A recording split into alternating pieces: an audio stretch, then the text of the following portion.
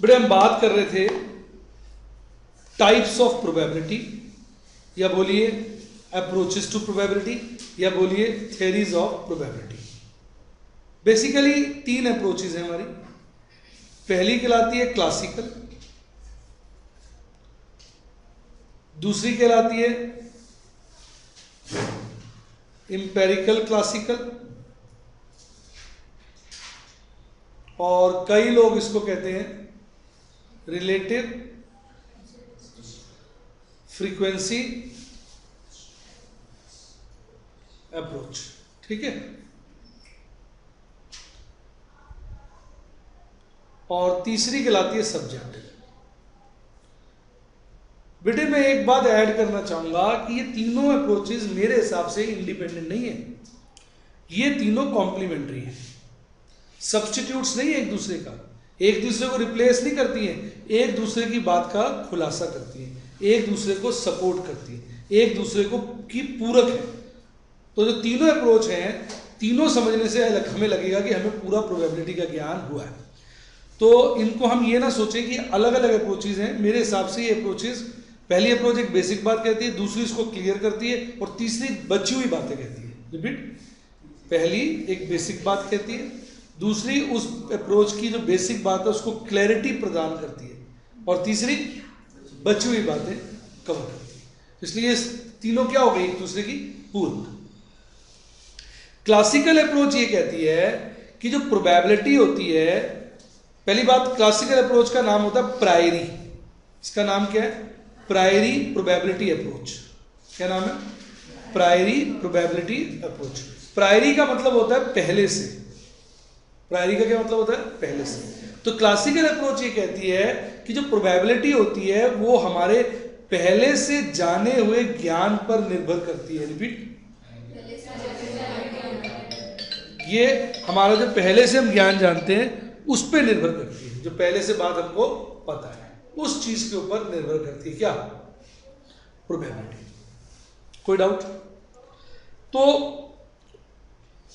ये अप्रोच कहती है जो प्रोबेबिलिटी होती है वो होती है favourable events upon total events. आपको मजा आ जाएगा। ये ऐसे में शॉर्ट में लिखते हुए प्रॉब्लम तो नहीं आती ना, ये पूरा लिखा करो। लो पूरा लिख दिया, फेवरेबल एंड टोटल इवेंट्स। जैसे आप सिक्का उछालते हो, क्या उछाला? सिक्का। आपको पहले से पता है ना कि हेड और टेल आएगा, ये बात का आपको पहले से ज्ञान है कि नहीं बेटे? या ये उछाल के देखते हो क्या आएगा क्या आएगा, ये तो आपको पहले से ही पता है। भाई साहब सिक्का उछालेंगे तो क्या आ सकता है? हेड या टेल। अब ये प्रायरी नहीं होगी। प्रायरी का क्या मतलब होता है? पहले से ही ज्ञान। हाँ क्या ना? अब कोई बंदा मुझसे पूछता है कि भाई क्या प्रोबेबिलिटी है हेड की, तो हम कहते हैं भाई हेड के फेवर में एक केस है और टोटल 2 केस है। तो फेवरेबल इवेंट 1, टोटल इवेंट 2।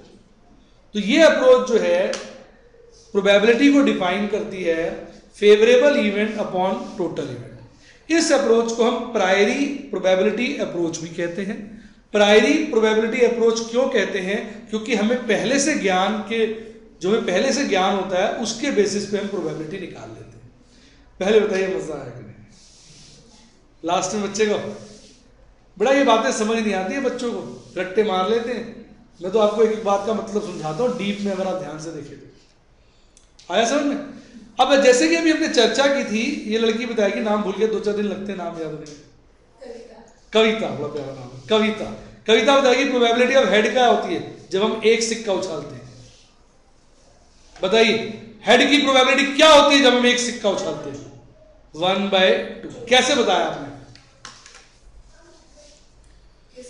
आपने कहा भाई फेवरेबल है एक केस, कौन सा? हेड। टोटल है 2 केस, कौन से? हेड और टेल।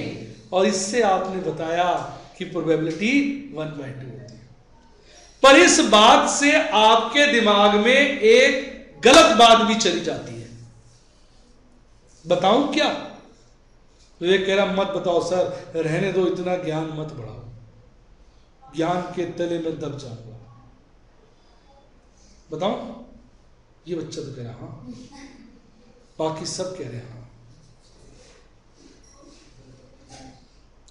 इससे क्या गलत बात आपके दिमाग में आती है कि अगर हम 2 बार सिक्का उछालेंगे तो एक बार हेड आएगा, एक बार टेल। हाँ के ना, सही से बताइए। कहीं ना कहीं ये बात दिमाग में आती है कि नहीं आती बेटा? ईमानदारी से बताइए। सब भले लोगों के दिमाग में तो आती है, जो भले लोग होते हैं उनके दिमाग में तो आती है। आपके आती है बेटे? देखिए इसके नहीं आती, क्योंकि ये भला व्यक्ति नहीं है। भली, हाँ ये भला नहीं है, ये भली है। क्यों नहीं आती आपके दिमाग में, बताइए?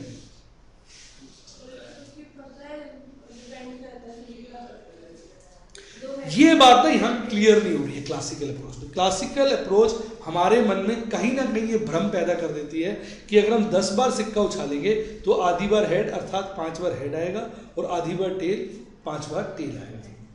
ये कहीं ना कहीं हम भ्रम पैदा कर रही है ना बेटा, ईमानदारी की बात है, कर रही है कहीं ना कहीं।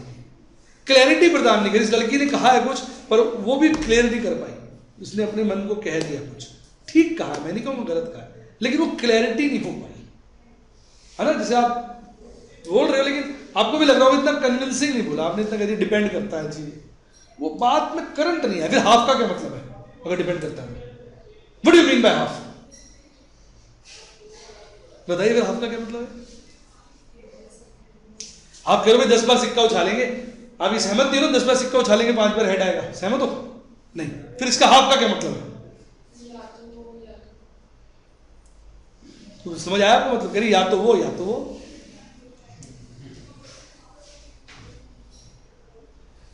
तो थोड़ा सा कहीं कहीं मन में दुविधा आ रही है, हाफ का फिर मतलब क्या हुआ? इसका जवाब हमें देती है कौन सी अप्रोच?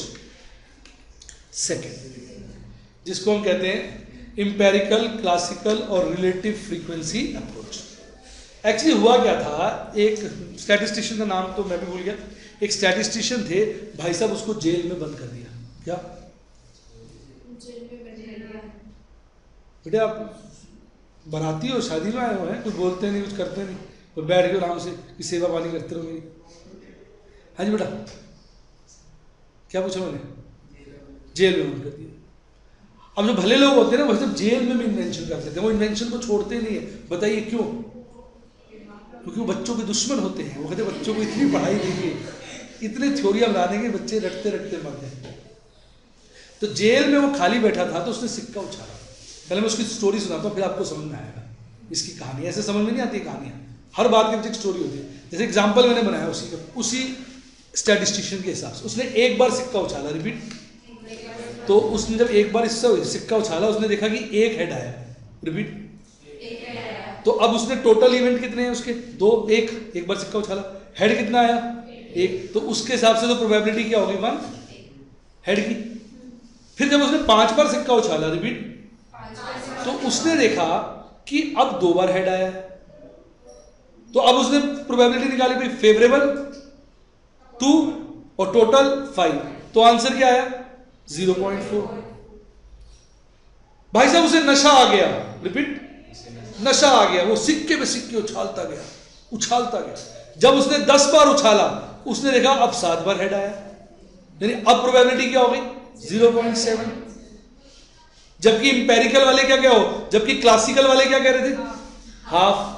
पर ये तो हाफ के अलावा सब आ रहा है, हाफ ही नहीं आ रहा। लेकिन बेटे वो हारा नहीं, हिम्मत दे सिक्के पे सिक्का उछालता गया, उछालता गया। जब 25 बार उछाला तो देखा 10 बार आया, तो ये क्या हो गया? 0.4।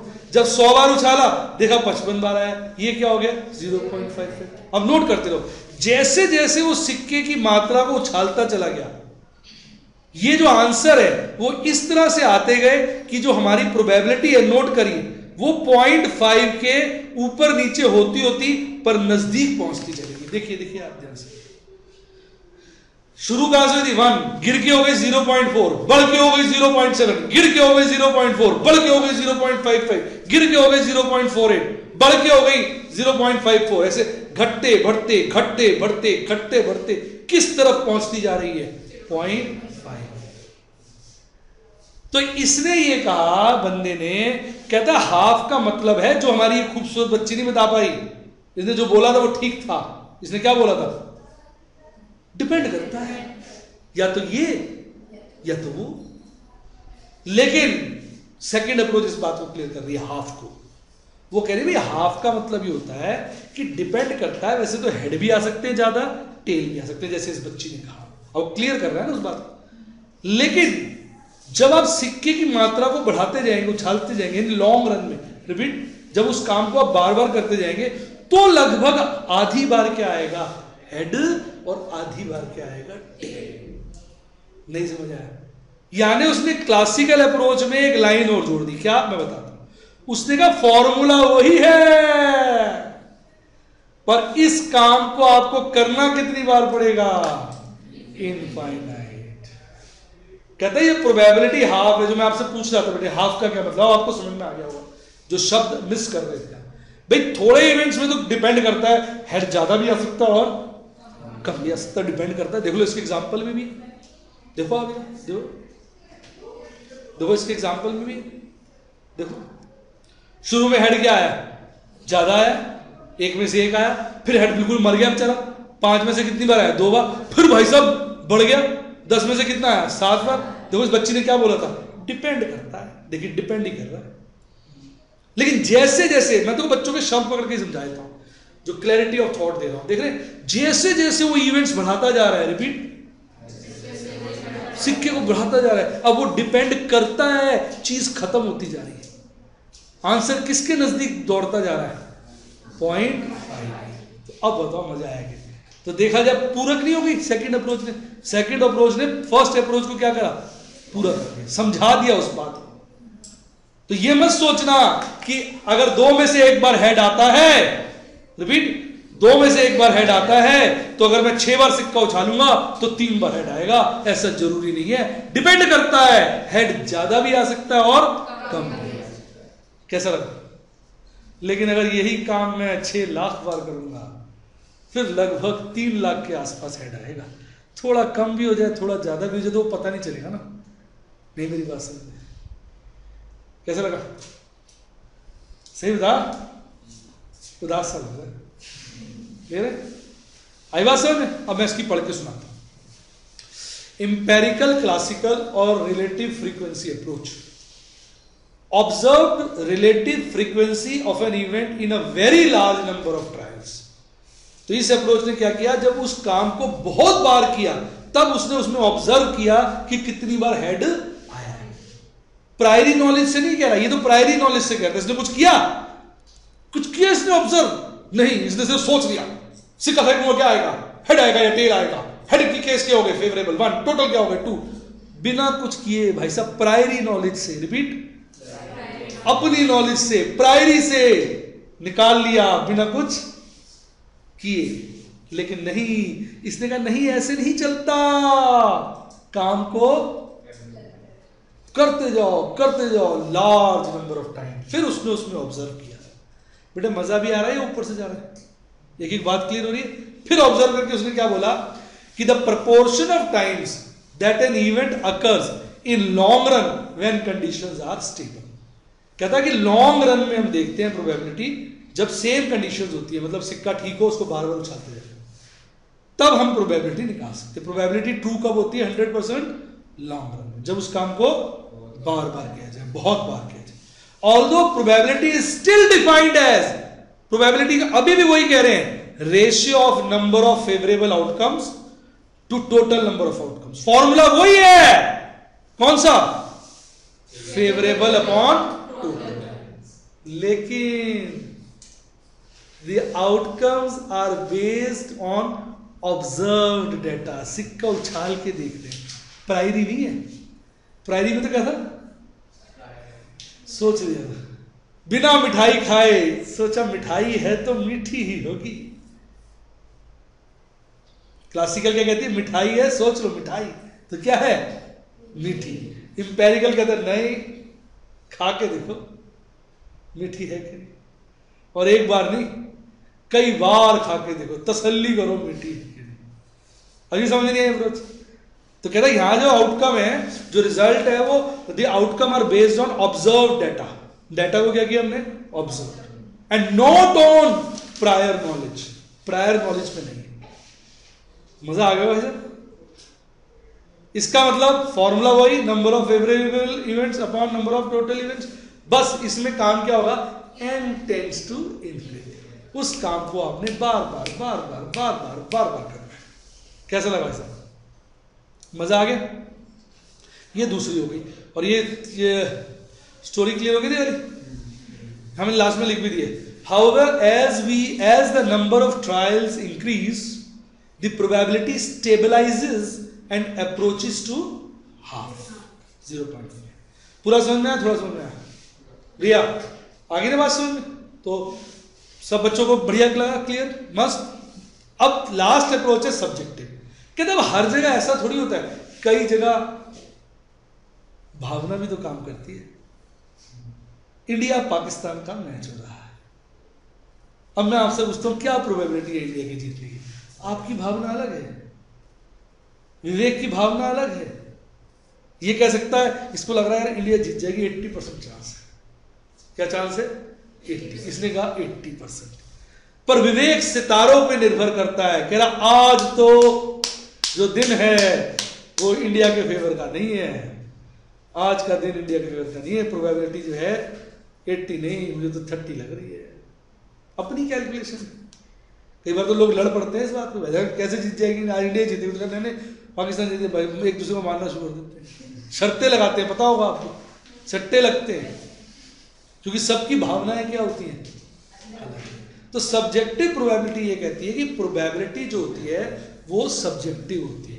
जहां पे चीजें क्लियर नहीं है वहां आदमी की फीलिंग से, आदमी की सोच से, आदमी की, अब नई सरकार बनी है, मैं कह रहा हूं कि इसके सक्सेसफुल होने की, कामयाब होने की क्या चांसेस है, और ये बच्चा कह रहा है इसके सक्सेसफुल या कामयाब होने के क्या चांसेस है। इसकी और मेरी सोच सेम थोड़ी हो सकती है। सोचो, हो सकता है मुझे लग रहा हो ज्यादा चांसेस है, इसको क्या लग रहा हो कम चांसेस। नहीं जी ये भी वैसी सरकार है, ये भी वैसी है, हर सरकार है, चोर होती है गवर्नमेंट।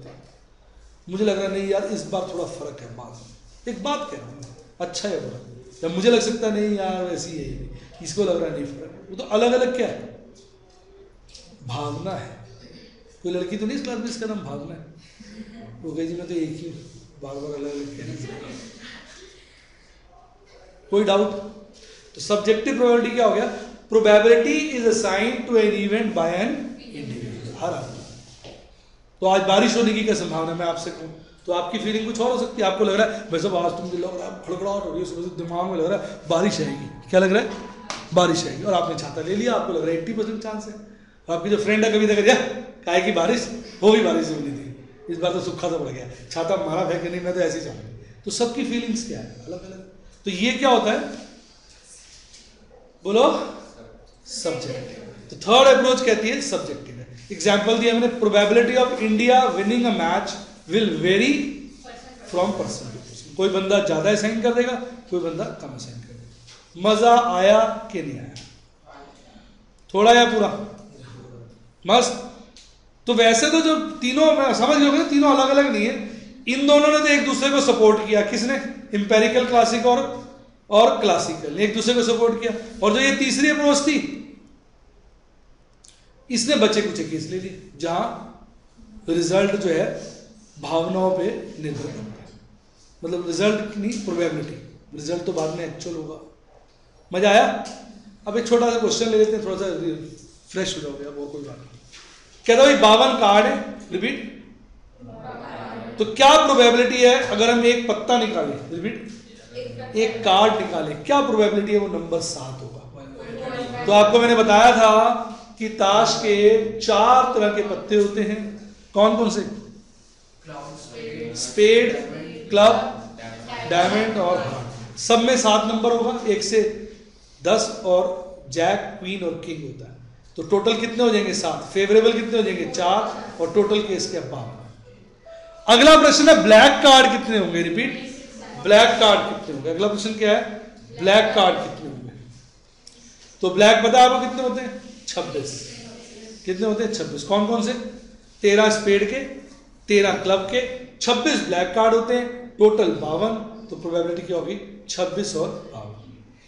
एस या इक्का, एस या इक्का, एस इक्का की बात है, एस हो या इक्का कह लो, या किंग हो, रिपीट, तो एस कितने होते हैं 4 और किंग कितने होते हैं 4, तो टोटल फेवरेबल क्या हो गया 8/52।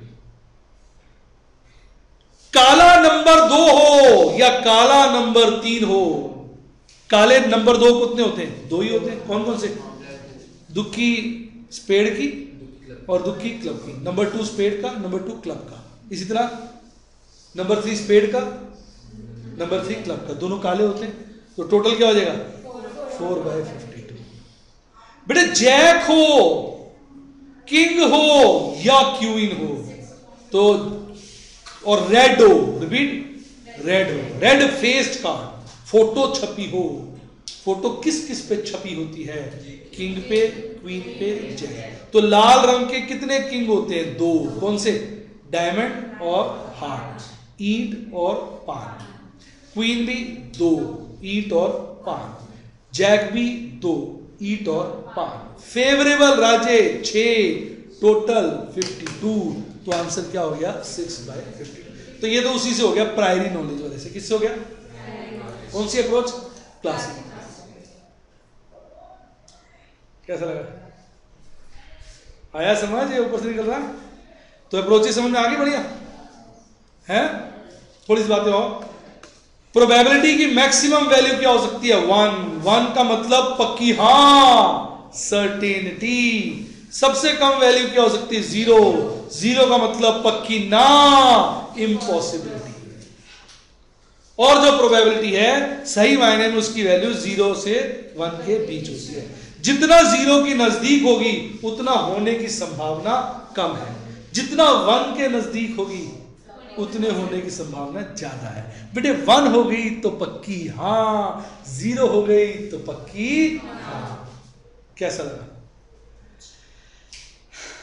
मजा आया। और अगर म्यूचुअली एक्सक्लूसिव इवेंट्स हो और कलेक्टिव एग्जॉस्टिव हो तो प्रोबेबिलिटी टोटल क्या होती है 1। सदा रखना, टोटल प्रोबेबिलिटी क्या होती है 1। मैम कैसा लगा, म्यूचुअली एक्सक्लूसिव आपस में अलग अलग, उनके बीच कुछ कॉमन नहीं है।